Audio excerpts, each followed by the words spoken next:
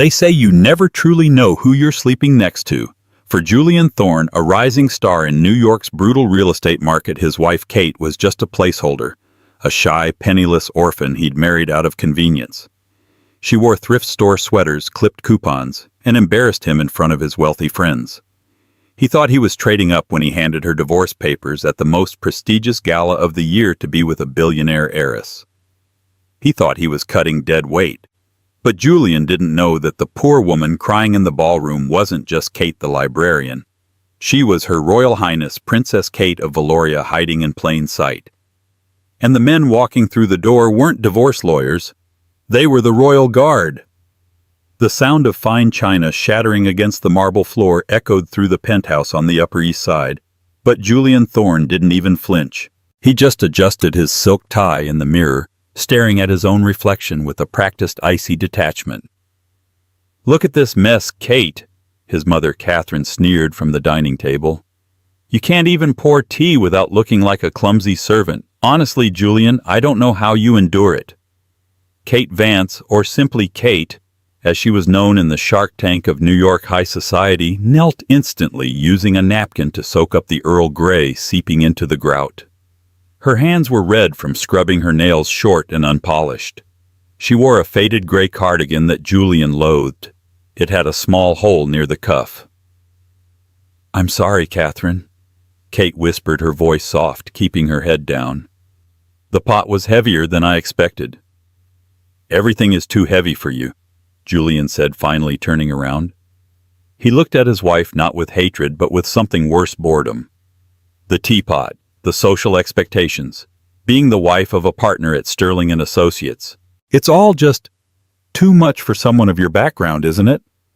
Kate finished cleaning the spot and stood up.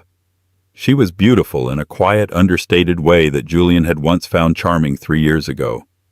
Back then, he was just an ambitious architect trying to make a name for himself, and she was the mysterious, sweet girl working in the archives of the public library. She claimed she had no family, no money, and a past she didn't want to talk about. He had liked that. She was low maintenance. She asked for nothing. But now Julian was closing deals worth 9 figures. He needed a shark, a showpiece, not a mouse. "I made your favorite for dinner tonight." Kate tried her eyes, hopeful. "Beef Wellington. I saved up for the prime cut." "Saved up?" Catherine laughed, a harsh barking sound. "Oh, Julian, listen to her. She speaks as if we are on rations. It's embarrassing. When Isabella comes over later to discuss the merger, please keep her—" She gestured vaguely at Kate in the kitchen. "Isabella is coming?" Kate asked, her posture stiffening. Isabella Sterling, the daughter of the firm's founder. Blonde, viciously sharp, and worth nearly $500 million. For the past 6 months, Kate had noticed the late-night texts, the smell of Chanel No. 5 on Julian's collars, and the way he compared Kate's frugal habits to Isabella's lavish lifestyle. "Yes," Julian said, checking his Rolex. "And frankly, Kate, I need you to make yourself scarce. Go to the movies. Go to the park. Just don't be here." Kate gripped the back of the dining chair. "Julian, it's our anniversary. 3 years. You promised we'd have dinner." Julian sighed, the sound of a man burdened by a child. He walked over to the counter, picked up his checkbook, scribbled something, and tore out a page. He flicked it onto the table. "Here, $5,000. Go buy yourself some new clothes. That gray sweater makes you look like a refugee. That's your anniversary gift." Kate stared at the check. It fluttered to the floor, landing next to the wet spot where the tea had spilled. "I don't want your money, Julian," she said quietly. "I want my husband." "Well, you can't have everything," he snapped. "I have a merger to secure, a future to build, and I can't do it with an anchor tied around my neck." He grabbed his briefcase and stormed out, his mother trailing behind him, whispering poisonous validations in his ear. "You deserve better, darling. You deserve a queen, not a peasant." Kate stood alone in the silence of the multi-million-dollar apartment that felt more like a prison. She bent down and picked up the check. She looked at it for a long moment, her eyes darkening. The sadness evaporated, replaced by a steeliness that neither Julian nor his mother had ever seen. She walked over to the landline. Julian didn't allow her a smartphone, claiming they were distractions, and dialed a number from memory. It was a number with an international code 1 that didn't belong to the U.S. "Status report?" a deep voice answered on the second ring. "This is Kate," she said, her voice shifting. Gone was the timid tremor. In its place was the crisp, commanding tone of an Oxford-educated aristocrat. "The observation period is concluding." "Your Highness," the voice on the other end cracked with relief. "Finally, is it time for extraction? The king is anxious." "Not yet," Kate said, staring at the empty doorway where her husband had just humiliated her. "He plans to discard me. I can see it in his eyes. He wants to replace me with Isabella Sterling. Shall we intervene? We can buy the firm by morning and fire him." "No," Kate said coldly. "That is too easy. He thinks I am poor. He thinks I am weak. I want him to execute his plan. I want the world to see exactly who Julian Thorne is before I show him exactly who I am." "As you wish, Your Highness. We remain on standby. Protocol Red Lion is in effect." Kate hung up. She looked at the check for $5,000 again. Then she walked to the kitchen, struck a match, and watched the paper burn until it was nothing but ash in the sink. The next 2 weeks were a masterclass in cruelty. Julian stopped coming home for dinner entirely. His credit card bills, which he carelessly left on the desk, showed charges for the Plaza Hotel Tiffany's and flights to Martha's Vineyard, all for two. Meanwhile, Kate played her role to perfection. She continued to wear her modest clothes. She continued to cook meals that went uneaten. She continued to apologize when Catherine insulted her. She needed the betrayal to be absolute. She needed there to be no doubt in the public eye that she was the victim. The breaking point came on a Tuesday morning. Julian sat Kate down at the breakfast table, sliding a sleek black envelope across the marble. "What is this?" Kate asked, feigning ignorance. "An invitation," Julian said, smoothing his hair. "The Sterling Gala. It's this Saturday. Every major developer, politician, and investor in New York will be there. The mayor, the governor." "You want me to come?" Kate asked, widening her eyes. "But I don't have a gown." "I know," Julian smirked. "That's why I asked my assistant to pick something out for you. It's in the guest room. Wear it. Don't embarrass me." Kate went to the guest room. Laying on the bed was a dress. It wasn't elegant. It was a deliberate mockery. It was a gaudy neon pink polyester gown with excessive ruffles, something a child would wear to a pageant, not a grown woman to a black tie gala. It still had a clearance tag on it from a discount outlet, $29.99. She understood immediately. He wanted her to look ridiculous. He wanted her to stand out like a sore thumb next to Isabella Sterling, who would undoubtedly be dripping in diamonds. He was setting the stage to show the world why he had to leave her. Kate touched the cheap fabric. A normal person would have cried. Kate smiled. "Bold move, Julian," she whispered to the empty room. Saturday arrived with a storm of paparazzi flashes. The Sterling Gala was held at the Metropolitan Museum of Art. The red carpet was a river of silk velvet and millions of dollars in jewelry. A limousine pulled up. Julian stepped out, looking dashing in a custom Tom Ford tuxedo. He extended a hand not to help Kate, but to ensure the cameras caught the contrast. Kate stepped out. The silence from the paparazzi was palpable for a split second before the whispers started. She was wearing the neon pink dress. It was ill-fitting, garish, and completely inappropriate for the somber elegance of the event. Beside Julian, she looked like a clown. "Oh, look at her," Catherine whispered loudly to a friend nearby, covering her mouth with a fan. "She has absolutely no taste. Poor Julian." Julian gripped Kate's arm, his fingers digging into her skin. "Smile," he hissed through his teeth. "You look unique." They walked up the stairs, the flashes blinding them. Inside, the great hall was transformed into a ballroom. At the center of the room stood Isabella Sterling. She was wearing a backless emerald gown, that clung to her like a second skin adorned with a diamond necklace that likely cost more than the library Kate used to work in. Isabella saw them and glided over a predator spotting wounded prey. "Julian." She kissed him on both cheeks, lingering intimately. Then she turned her cold blue eyes to Kate. "And Kate. Wow. That is certainly a statement piece. Did you make it yourself?" A ripple of laughter went through the small crowd gathering around them. "It was a gift from Julian," Kate said, her voice clear. "He chose it specifically for me." Isabella laughed, tapping Julian on the chest. "Oh, you retain that charitable sense of humor, darling." The night dragged on. Kate was shunned. Wives of other executives turned their backs on her. Men looked through her. She sat alone at a table near the kitchen doors, nursing a glass of water, watching her husband dance with Isabella. They were laughing, whispering clearly in love, or at least in lust. Then the music stopped. Julian walked up to the stage. He tapped the microphone. The room went silent. "Ladies and gentlemen," Julian's voice boomed, "thank you for coming tonight. This is a night of new beginnings, for Sterling and Associates, and for me personally." He looked down at the crowd, finding Kate's eyes at the back of the room. He smiled, but it didn't reach his eyes.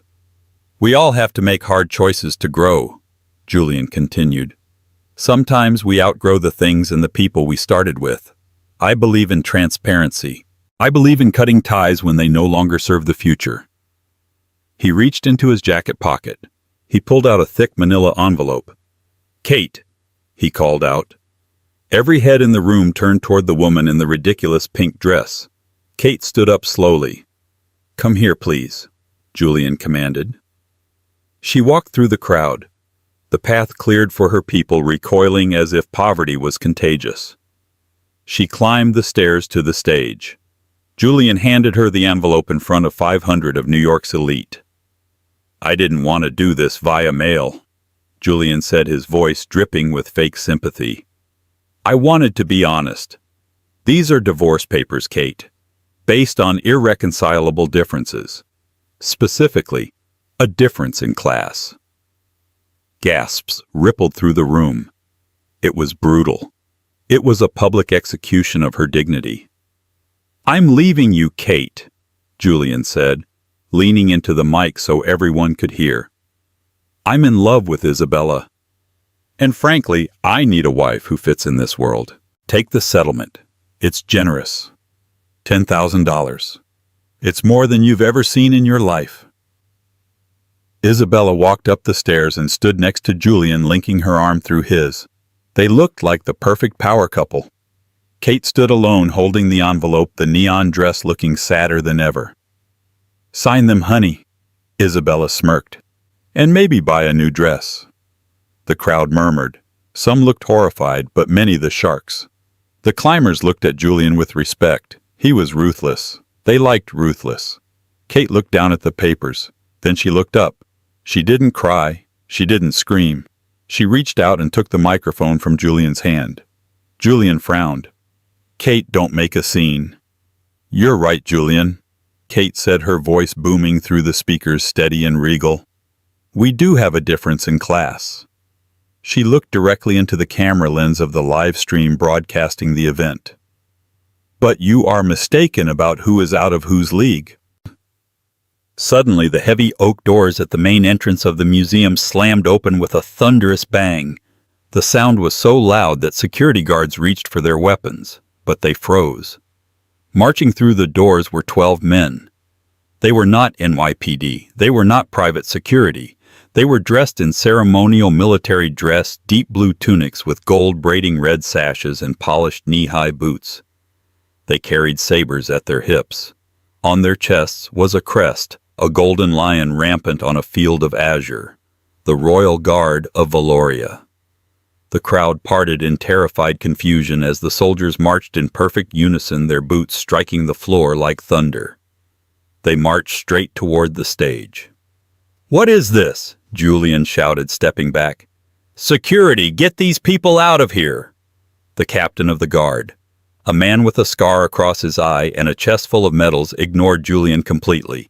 He marched up the stairs, stopped in front of Kate, and drew his sword. Julian flinched, cowering behind Isabella.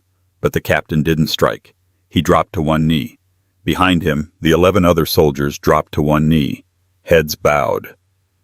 "Your Royal Highness," the captain boomed, his voice shaking the rafters. "We have secured the perimeter. The crown demands your return. The game is over." Kate looked at the kneeling soldiers, then turned slowly to face a pale, trembling Julian. "Hello, Julian," she said, a small, cold smile playing on her lips. "I believe you have some papers for me, or should I have my royal council review them first?" The silence in the Metropolitan Museum of Art was heavier than the marble statues lining the walls. 500 of New York's wealthiest citizens stood, frozen champagne flutes halfway to their mouths, staring at the woman in the cheap neon pink dress who was currently being saluted by 12 armed royal guards. Julian Thorne blinked. His brain, usually so sharp at calculating risks and margins, was misfiring.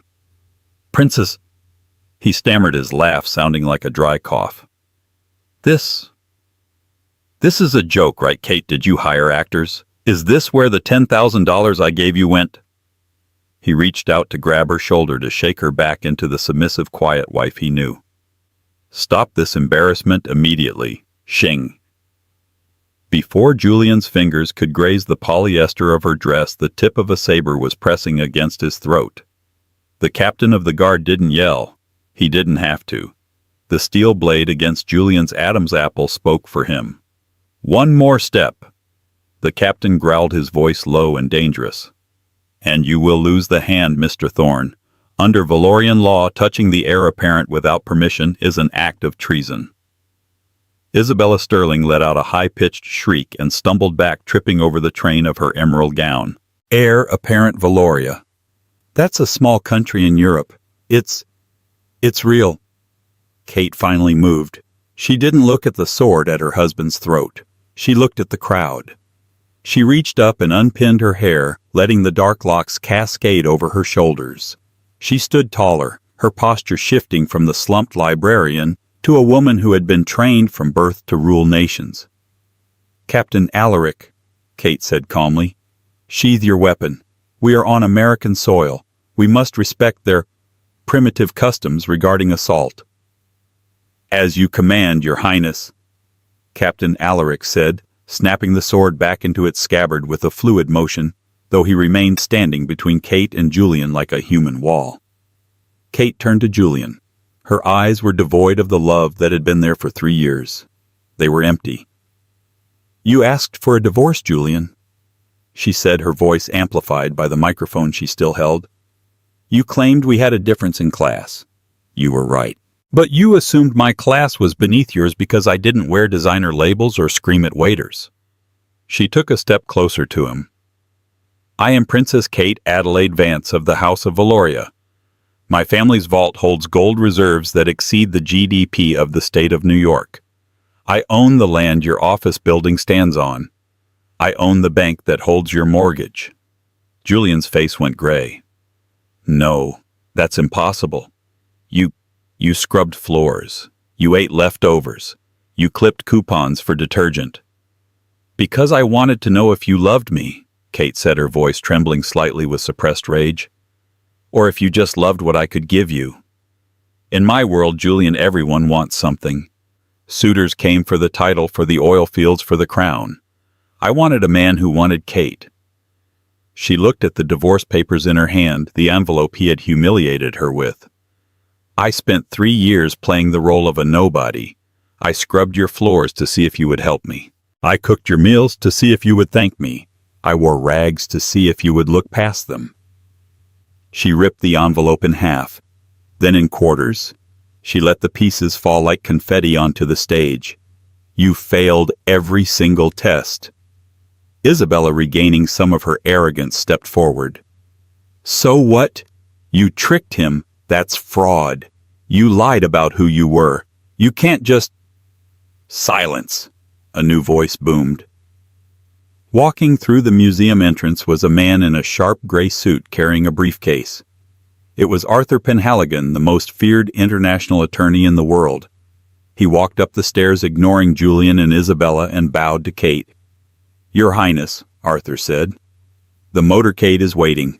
The royal jet is fueled at Teterboro, and I have already contacted the U.S. State Department regarding your diplomatic immunity." "Good," Kate said. She turned to leave, her guards forming a protective phalanx around her. "Wait," Julian yelled, panic finally setting in, as the reality of the situation crashed down on him. "Kate, wait! We're married. You can't just leave. Half of what you have is mine. That's New York state law. If you're a princess, then I'm a prince. I'm entitled to—" Kate stopped. She looked back over her shoulder, and for the first time she smiled. It was a terrifying, predatory smile. "Actually, Julian," she said softly, "you signed a prenuptial agreement 3 years ago. Do you remember? You insisted on it because you had $50,000 in savings and you were terrified I was a gold digger." Julian froze. He remembered. He had made her sign a standard document downloaded from the internet to protect his meager assets. That agreement, Arthur Penhaligon interjected smoothly, adjusting his glasses, stated that in the event of a divorce, both parties leave with exactly what they brought into the marriage, and that neither party has any claim to the other's assets, future earnings, or inherited titles. Arthur smirked. "You protected your $50,000, Mr. Thorne, and in doing so you waived your right to the Valorian crown jewels, the Swiss accounts, and the royal estates. Congratulations, you played yourself." Kate turned away. "Goodbye, Julian. Enjoy the gala. I believe you have a merger to celebrate." She walked out of the great hall flanked by her soldiers. The crowd parted instantly, bowing and curtsying awkwardly as the woman in the $29.99 pink dress swept past them like an empress. Julian Thorne stood on the stage, the torn pieces of the divorce papers at his feet, as 500 people began to whisper, then laugh, and then pull out their phones to tweet about the man who divorced a princess for a trust fund brat. The hangover from the gala wasn't alcohol-induced. It was a cocktail of dread and public humiliation.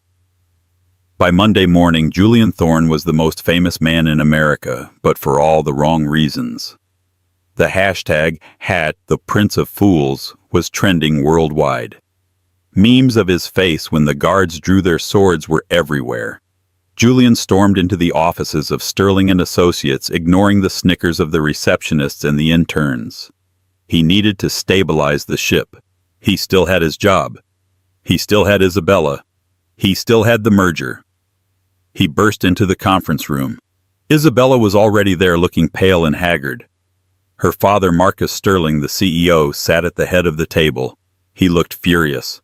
"Dad," Isabella started, "it's going to be fine. It's just bad press. It will blow over." "Bad press?" Marcus slammed his hand on the mahogany table. "Do you have any idea who we were merging with, you idiots?" Julian loosened his tie. "The Helios Group. We've been working on this for months. They're a European conglomerate. What does this have to do with Kate?" Marcus threw a file across the table. It slid to a stop in front of Julian. The logo on the folder was a golden sun. "Helios Group," Marcus spat, "is a holding company. Do you know who the majority shareholder is?" Julian opened the folder. His eyes scanned the documents. His breath hitched. Owner, the Royal Trust of Valoria. Trustee, HRH Princess Kate Adelaide Vance. "She owns the company," Julian whispered. She was going to buy us." "She was testing the firm," Marcus said, his face turning purple. "She was evaluating us for a takeover that would have made us billionaires. And you?" He pointed a shaking finger at Julian. "You handed her divorce papers and humiliated her on live television." The intercom on the table buzzed. "Mr. Sterling, there are gentlemen here to see you. They say they are from the Valorian Treasury." "Send them in," Marcus said, slumping into his chair. The doors opened. It wasn't the guards this time. It was a team of forensic accountants and lawyers led by Arthur Penhaligon. Arthur didn't sit. He stood at the end of the table, placing a single sheet of paper down. Gentlemen, Arthur said cheerfully. Ms. Sterling, as of 800 a.m. this morning, the Helios Group has formally withdrawn its offer to acquire Sterling and Associates. We expected that, Julian said, trying to regain his composure. Fine. We'll find another buyer. We don't need her charity. I'm afraid it's more complicated than that, Arthur continued. You see, Mr. Thorne, during your marriage, you utilized certain connections to secure your biggest real estate deals. The waterfront project, the Brooklyn Tower. Those permits were expedited because the city of New York was under the impression they were doing a favor for the royal family of Valoria. I didn't ask for that, Julian protested. No, but Her Highness did, Arthur said. She made quiet calls. She pulled strings. She ensured your success because she wanted her husband to feel accomplished. Arthur's eyes went cold. But now that the marriage is dissolving, and specifically due to the nature of the separation, the Crown is retracting its diplomatic favor. Meaning, Isabella asked, her voice trembling. Meaning the permits for the waterfront project have been revoked as of this morning. The zoning for the tower has been challenged, and the bank that financed your firm's leverage. Arthur paused for effect. The Bank of Valoria has called in the loans. Immediately. Marcus Sterling stood up, his face white. We owe that bank $300 million. We can't pay that immediately. That will bankrupt the firm. Then I suppose you will have to liquidate, Arthur said simply. We will be seizing the assets, the building, the accounts, and of course the personal assets of the partners who guaranteed the loans. Arthur turned his gaze to Julian. That includes you, Mr. Thorne. Your penthouse foreclosed, your Aston Martin repossessed, even that nice watch on your wrist. Julian covered his Rolex instinctively. You can't do this. This is vindictive. It is justice, Arthur corrected. You treated a princess like a peasant. Now you will learn what it is actually like to be a peasant. Arthur signaled to the accountants. Begin the audit. I want every paperclip accounted for. As the lawyers swarmed the room, Marcus Sterling turned to Julian. The older man's eyes were filled with pure hatred. You, Marcus whispered. You brought this on us. You brought that woman into our lives and you couldn't even treat her with basic human decency. Marcus, please, Julian begged. I didn't know. You're fired, Julian, Marcus roared. Get out of my building. If I see you again, I'll kill you myself. And you. Marcus turned to his daughter Isabella. You encouraged him. You wanted to humiliate her. You've cost me my legacy. Isabella sobbed, reaching for Julian's hand, but Julian pulled away. He looked at her, really looked at her, and saw her for what she was, a sinking ship. Don't touch me, Julian snapped at Isabella. This is your fault. You told me she was dead weight. Me, Isabella screamed. You're the one who filed the papers. Julian backed out of the conference room as the empire he thought he would rule collapsed into screaming and lawsuits. He ran to the elevator, pressing the button frantically. He needed to get to Kate. He needed to apologize. He needed to beg. He pushed his way out of the building into the blinding sunlight of Manhattan. But as he stepped onto the sidewalk, he saw it. Across the street, on the massive digital billboard in Times Square that usually showed ads for Coca-Cola or movies, the image had changed. It was a live news broadcast. The headline read, Princess Returns Home. The screen showed Kate boarding a white Gulfstream jet. She looked radiant, dressed in a white suit, waving to the press. She looked free. Julian reached for his phone to call her, but the screen went black. Service suspended. His credit cards were frozen. His company phone was bricked. He stood on the corner of Fifth Avenue in his custom suit with $0 to his name. A homeless man pushing a cart filled with cans bumped into him. Watch it, buddy, the man grumbled. Julian looked at the man. He looked at the cart. And he realized with a sinking horror that for the first time in his life, he and the man were financial equals. But Kate wasn't done. The divorce was just the beginning. The real punishment was yet to come. 3 months later, the gray slush of New York City felt like a lifetime away.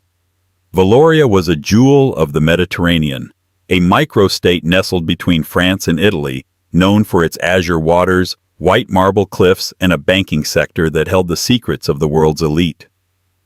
Princess Kate sat on the balcony of the Sun Palace overlooking the harbor. She wasn't wearing a thrift store cardigan. She was draped in a robe of white silk embroidered with gold thread. Her hair, once tied back in a messy bun to avoid drawing attention, now flowed freely, gleaming under the warm sun.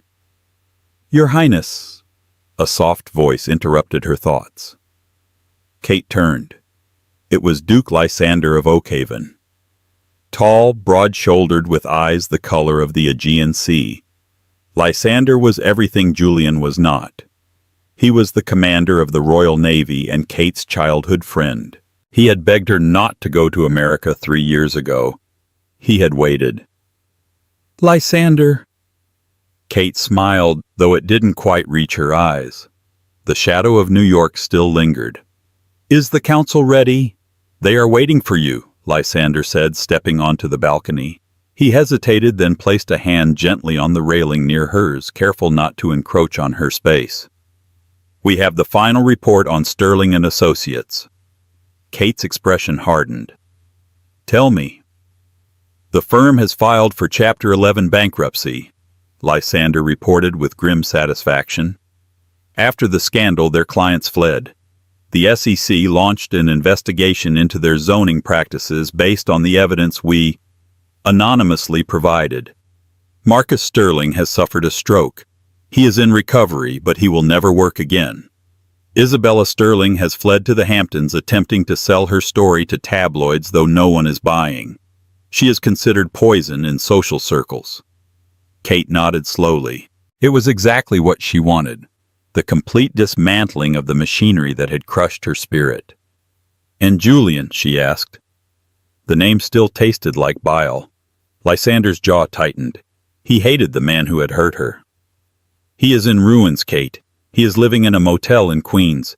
He works odd jobs. The last report says he was fired from a construction site for incompetence. He has nothing." "Good," Kate said. "Then he is ready." "Ready for what?" Lysander asked, concerned. "For the final lesson." Kate stood up, the silk robe rustling. "My father, the king, wishes to host the Grand Jubilee next week. It is traditional for the royal family to grant audiences to commoners who have grievances. I have a feeling Julian will find a way to be there. Narcissists do not fade away quietly, Lysander. They always try to rewrite the ending." Lysander gripped the hilt of his ceremonial dagger. "If he comes within 10 miles of you, I will have him thrown into the dungeon." "No," Kate commanded, her voice ringing with the authority of a future queen. "If he comes, let him in. Let him come all the way to the throne. I want him to see me, not as the wife he discarded, but as the ruler he can never touch."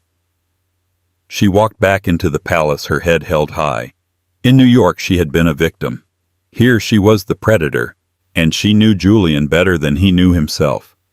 She knew he wouldn't be able to resist the siren call of her wealth. He wouldn't come for love. He would come because he thought he could trick her one last time. Julian Thorne looked at his reflection in the cracked mirror of the Motel 6 bathroom. He looked 10 years older. His hair was thinning, his eyes bloodshot from cheap whiskey and lack of sleep. He adjusted the collar of his suit. It was the only one he had left, a navy Brooks Brothers suit that he had managed to hide from the liquidators. It was slightly stained, and it hung loosely on his frame as he had lost 20 pounds from skipping meals. "She still loves me," he muttered to himself, splashing cold water on his face. "She has to. It was a misunderstanding. I was stressed. The pressure. She'll understand the pressure." Delusion was a powerful drug, and Julian was overdosing on it. In his mind, Kate wasn't a powerful princess who despised him. She was still the shy girl from the library who needed him to define her world. He convinced himself that the divorce was just a temper tantrum. If he could just talk to her without the lawyers and the guards, he could charm her back. And once he was back in, he would be prince consort. He would have the billions. He would have the power. He checked his pocket. A one-way ticket to Valoria, economy class, middle seat. It had cost him his last possession, his grandfather's gold watch pawned for a fraction of its value. He grabbed his battered suitcase and walked out into the rain. The flight was a nightmare. Julian sat sandwiched between a crying baby and a man who snored. He closed his eyes and visualized his victory. He imagined walking into the palace, Kate running into his arms, begging his forgiveness for the scene at the museum. He imagined the look on Isabella's face when he appeared on TV again wearing a crown. When he landed in Valoria, the heat hit him first. Then the wealth. The airport was sleeker than JFK. Luxury cars lined the arrivals curb. Everyone looked tan, rich, and happy. Julian felt a pang of envy so sharp it almost brought him to his knees. This should have been mine all along, he thought. She hid this from me. She stole this lifestyle from me. He took a bus to the capital city, Helios. The city was in a frenzy. Banners hung from every lamppost. The Grand Jubilee. Long live Princess Kate. Her face was everywhere. On flags, on coins, on giant screens. She looked fierce, regal, untouchable. Julian stared at a poster tracing the line of her jaw. "I made you," he whispered to the poster. "You were nothing until I married you." He made his way to the palace gates. The crowd was immense, thousands of citizens cheering, tourists snapping photos. The golden gates were guarded by the same soldiers he had seen in New York. Julian pushed through the crowd, his arrogance returning. He walked straight up to the captain at the gate. "Excuse me," Julian said, adopting his old Master of the Universe voice. "I need entry. I am a VIP." The guard, a stoic mountain of a man, looked down at Julian's frayed collar and scuffed shoes. "The palace is closed to the public until the ceremony begins. Step back." "You don't understand," Julian scoffed. "I'm not the public. I am Julian Thorne. I am Princess Kate's husband." The people around him went silent, heads turned. Whispers rippled through the crowd. "Is that him? The American fool? The one who dumped her?" The guard narrowed his eyes. He recognized the face from the briefing dossiers. "Mr. Thorne," the guard said, his voice dropping an octave. "We were told you might arrive." Julian smiled smugly. "See, I still have pull." "Excellent. Take me to her. I want to surprise her before the ceremony." "Oh, you will be taken to the staging area," the guard said, signaling to two other soldiers. "The princess has issued specific protocols for your arrival." The soldiers flanked him. They didn't escort him like a VIP. They gripped his arms like a prisoner. "Hey, watch the suit," Julian complained as they marched him through the side gate. They led him not to the royal suites, but to a holding room near the kitchens. It was stark with a single metal chair. "Wait here," the guard commanded. "For how long?" Julian demanded. "I need champagne. I need to freshen up." The door slammed shut and locked. Julian sat for hours. The sun went down. He could hear the music starting outside, trumpets, drums, the roar of the crowd. The jubilee was beginning. He was missing it. Finally, just as his rage was boiling over, the door opened. It was Arthur Penhaligon, the lawyer. "Mr. Thorne," Arthur said, looking at Julian with the same interest one might show a cockroach. "You are persistent, stupid but persistent." "I want to see my wife," Julian spat. "She is busy being adored by her people," Arthur said. "But she has granted you an audience, not private, public. She wants you to present your petition in the great throne room in front of the court." Julian straightened his tie. This was it, a public declaration. It was high stakes, but he thrived on high stakes. He would make a speech so moving the whole country would fall in love with him. "Fine," Julian said. "Take me to her." They led him through the corridors. The palace was breathtaking, gold leaf velvet, ancient masterpieces on the walls. Julian's greed spiked. "I will own all of this," he promised himself. They reached the massive double doors of the throne room. The herald blew a trumpet. "Presenting Pate," the herald announced, his voice echoing, the petitioner from New York, Mr. Julian Thorne. The door swung open. Julian stepped into a cavernous hall. It was packed with nobles, diplomats, and military officers. Thousands of eyes fixed on him. At the far end on a raised dais sat King Edward, frail but imposing, and to his right on a throne of gold and ivory sat Kate. She wore a gown of diamonds and white silk that looked like it was woven from starlight. She wore a tiara that was heavy with history. She looked like a goddess. Julian walked down the long red carpet.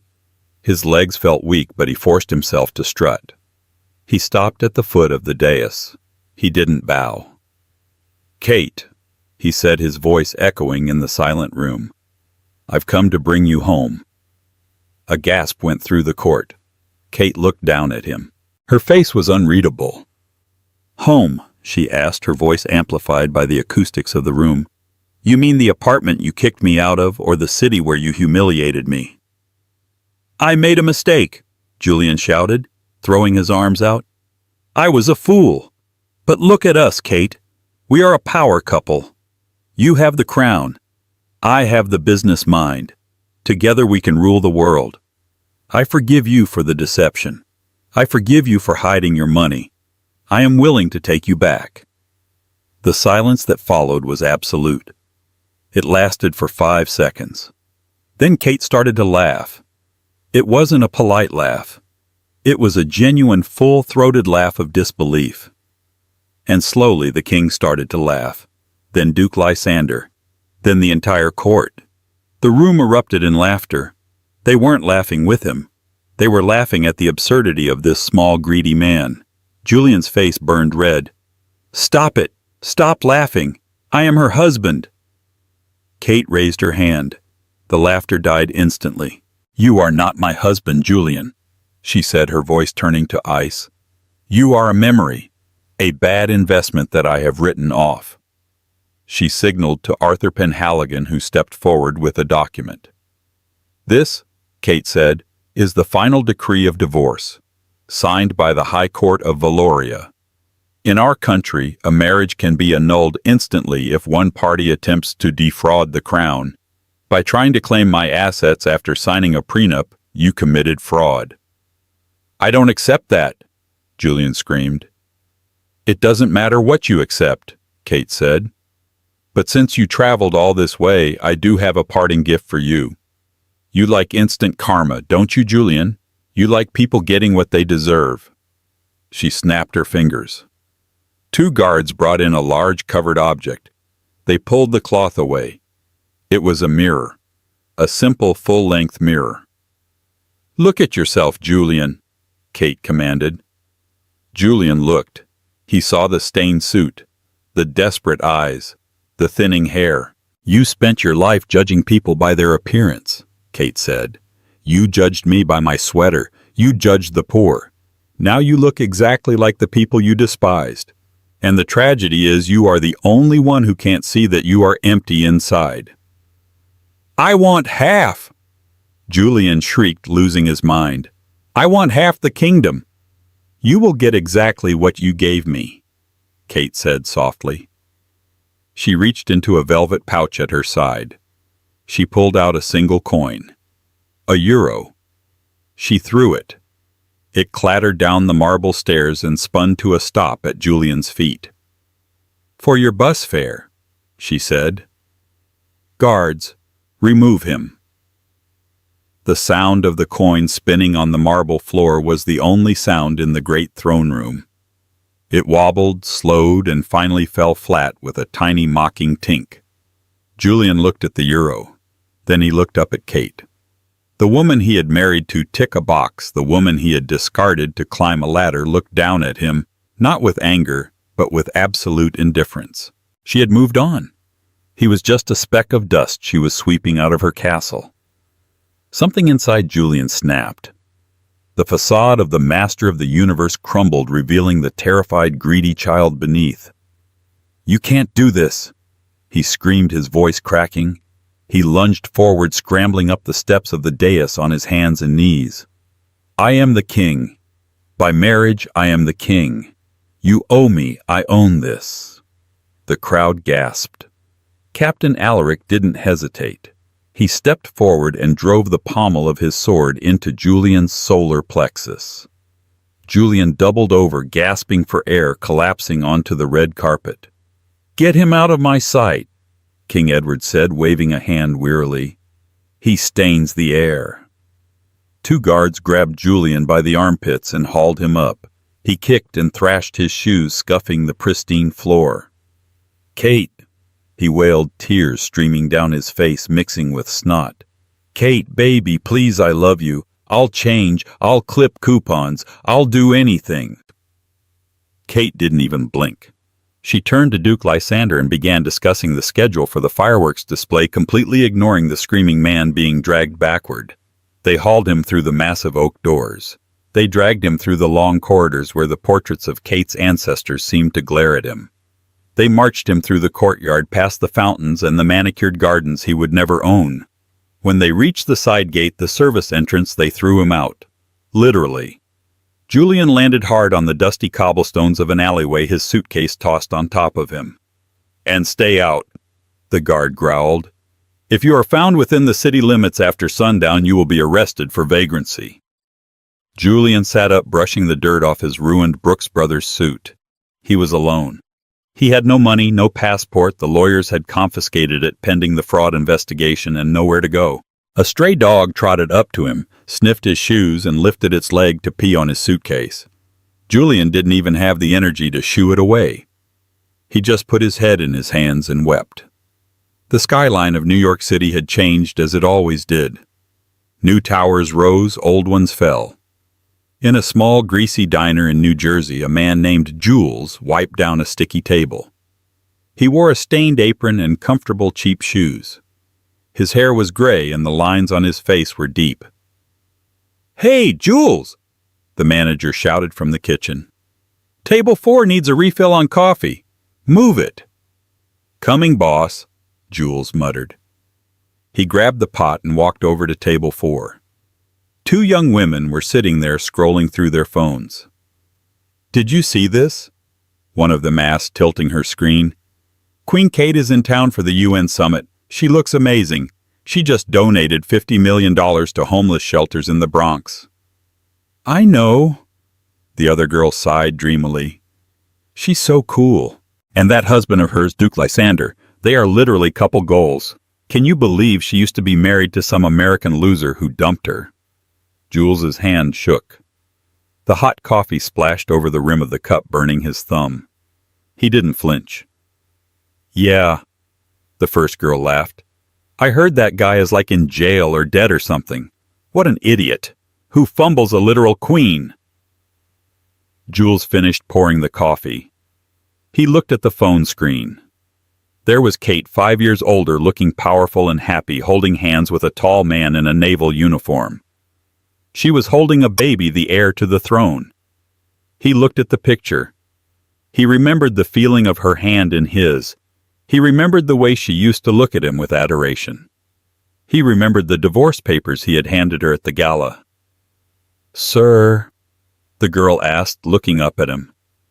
"Are you okay? You're crying." Jules wiped his eyes with a dirty rag. "I'm fine, miss," he said, his voice raspy. "Just allergies. Enjoy your coffee." He walked back to the kitchen. The image of the life he had thrown away burned into his retina. He walked over to the sink, plunged his hands into the soapy gray dishwater, and began to scrub a pot.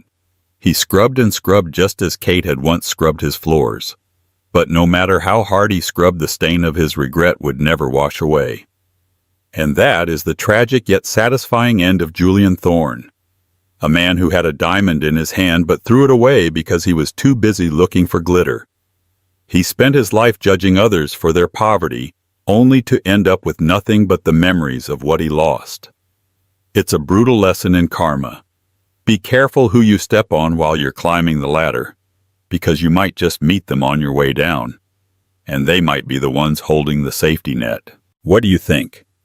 Was Julian's punishment too harsh, or did he get exactly what he deserved? And what would you have done if you were in Kate's shoes? Would you have forgiven him, or would you have tossed that coin? Let me know your thoughts in the comments below. I read every single one. If you enjoyed this story of royal revenge and instant justice, please smash that like button. It really helps the channel grow. And don't forget to subscribe and hit the notification bell so you never miss a new story. We drop new dramas every week. Thanks for watching, and remember, real royalty isn't about the crown you wear, but how you treat the people around you. See you in the next video.